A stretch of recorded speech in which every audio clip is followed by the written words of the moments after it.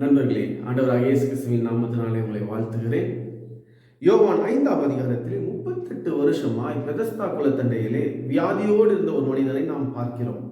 அந்த சம்பவத்திலே அவன் 38 வருஷமாய் அவனுடைய பிரச்சனைகளை சந்தித்துக் கொண்டிருக்கிறான். நாமும் கூட நம்முடைய வாழ்க்கையிலே பல வருடங்களாய் வியாதிப்பட்டு, வேதனைப்பட்டு, கடன் பாரங்களையும் பிரச்சனைகளையும் பல கெட்ட பழக்கங்களையும் சிக்கி தவித்துக் கொண்டிருக்கிறோம். இந்த நாள்ல நாம் ஆண்டவராகிய இயேசு கிறிஸ்து இந்த சமூகத்தில் என்ன செய்தார் என்று பார்க்க போகிறோம். யோவான் 5ஆம் அதிகாரம் 8ஆம் வசனத்திலே இயேசு அவனை நோக்கி, எழுந்திரு, உன் படுக்கையை எடுத்துக்கொண்டு நட என்று சொன்னார். அன்பானவர்களே, இந்த நாள்ல நீங்கள் உங்கள் பிரச்சனையை பார்த்து பேசுங்கள். கடன் பாரமே என்னை விட்டு விலகிப்போ, வியாதியை என்னிலிருந்து விலகிப்போ, இயேசு கிறிஸ்து எனக்கு சமாதானத்தை கொடுத்திருக்கிறார் என்று நாம் பிரச்சனை பார்த்து பேசுவோமானால் நிச்சயமாகவே அந்த வியாதியும் படுக்கையும் பிரச்சனையும் கஷ்டங்களும் கடன் பாரமும் நம்மை விட்டு விலகி ஓடும்.